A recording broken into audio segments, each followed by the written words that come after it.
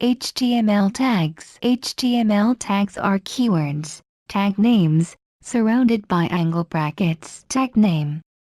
Content tag name. HTML tags normally come in pairs like P and P. The first tag in a pair is the start tag, the second tag is the end tag. The end tag is written like the start tag, but with a slash before the tag name. Note: the start tag is often called the opening tag. The end tag is often called the closing tag.